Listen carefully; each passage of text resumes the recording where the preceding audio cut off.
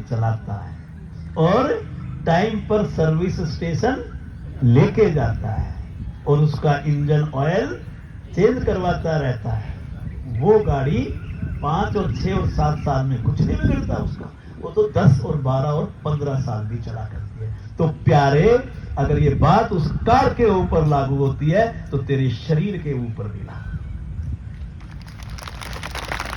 तो इस शरीर की सर्विस करवाया कर, तो इसका इंजन ऑयल चेंज करवाया कर, तो इसका रख रखाव सही रखा कर, इसका तू ध्यान किया कर।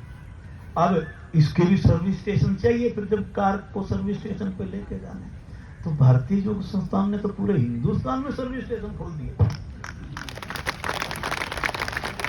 खोल दिए कि नहीं खोल दिए?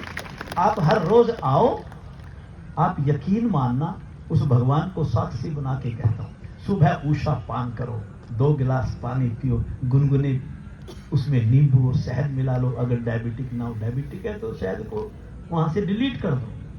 वो पानी जब पियोगे, क्योंकि शाम का खाना 6 और 7 बजे खाया करो, ताकि सुबह जब उठो तो आपकी छोटी आंतें खाना पार हो जाए, मल वाला हिस्सा बड़ी आंतों में पहुंच जाए। 2 गिलास पानी पियोगे, वो सीधा आपकी जब स्टमक पे जाएगा तो ट्रांसवर्स जो आपकी बड़ी आंत है उसके ऊपर दबाव बनाएगा, जो मल वहां पड़ा था वो एकदम बाहर खिसकेगा। क्योंकि आप डेली आसन जब करोगे तो आपकी बड़ी आंतों के अंदर वाइब्रेशन की शक्ति होगी। आपकी बड़ी आंतें जब ऐसे करेंगी तो उसके अंदर क्षमता रहेगी मल को आगे खिसकाने की, और मल निष्कासन क्रिया अगर आपकी सहज रही तो आप कभी बीमार नहीं।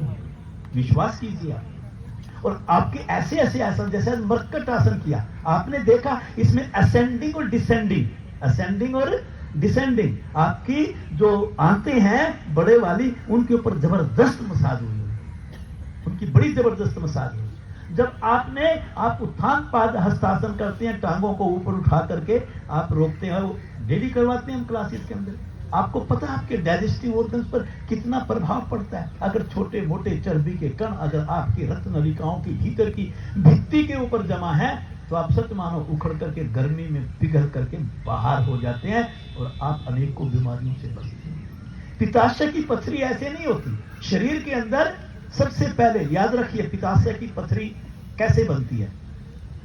आपके शरीर में जब आप ये रिफाइंड ऑयल खाते हो ना, बाहर का तला भुना, समोसे, ब्रेड पकोड़े, और ये क्या खाते हो जो सुबह के समय चलते हैं, ये पराठे तल तल करके खाते हो ना, ये रिफाइंड घी वगैरह, ये आपके शरीर के अंदर जब पित्त की थैली में वहां पर जो पहुंचता है, ये जो आपका गंदे वाली चर्बी, इसके साथ कुछ दूसरे रसायन मिल करके और पथरी बना देते हैं। अगर जो व्यक्ति थोड़ा भोजन को ठीक कर ले, ये बात समझ लेना, थोड़ा भोजन को ठीक कर ले, अपनी उम्र के हिसाब से खाओ। आप कौन सा फौज में भर्ती होना है आपको, बोलो कौन करेगा आपको फौज में भर्ती? आप सुपाच्य भोजन लो भाई, सात्विक भोजन लो, यौगिक भोजन लो, और वो भोजन करके अगर यहाँ 1 घंटा खींच करके आपने साधना कर ली, आपके शरीर के अंदर जो फालतू की चर्बी होगी सब पिघला करके हम बाहर निकाल देंगे। आपको चिंता करने की जरूरत नहीं, हम भी पक्के डॉक्टर हैं। आप विश्वास तो करो, आप आओ।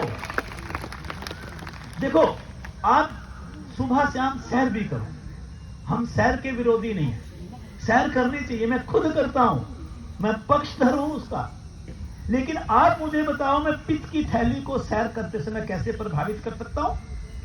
मैं अपने लीवर को जिस समय मैं वक्र आसन का अभ्यास करता हूं और मेरी दाईं थाई वक्र आसन में लीवर के ऊपर आती है, और मैं जिस समय अपनी डायगोनल मूवमेंट करता हूं धड़ वाले हिस्से को, और ये थाई मेरी जो ना उठा करके दबा देती है उस लीवर को, तो आपको पता है उसकी कैसी मसाज होती है। और जब मैं बाईं थाई को रख करके हार्ट वाली साइड पर और डायगोनल मूवमेंट देता हूं लेफ्ट साइड, आप समझ सकते हो कि आपके हृदय की कैसी मसाज होती है। जब आप त्रियंक भुजंग आसन करते हो, आपको पता है आपकी रीढ़ की वर्टेब्रा की कैसी मूवमेंट होती है। आपको पता है उस समय आपके गुर्दों के ऊपर क्या प्रभाव पड़ रहा है। आपको पता है उस समय आपके एड्रेनलिन के ऊपर कितना सुंदर प्रभाव हो रहा है। आप सोच नहीं सकते, आप सोच नहीं सकते। और ये सैर करते हुए क्या आपको ये प्रभाव मिल सकता है? नहीं मिल सकता।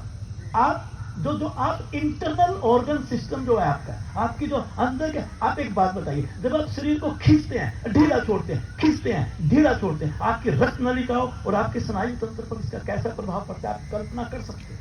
आज मैं केवल आपको ये क्या करते हैं, हम उल्टा पलटी नहीं करते, हम अपने बॉडी के इंटरनल सिस्टम को, जो स्थूल रूप के अंदर मेरे साथ शरीर को, हर जब इनके बीच में कोऑर्डिनेशन नहीं होगा ना, तभी तो बीमार होती हो।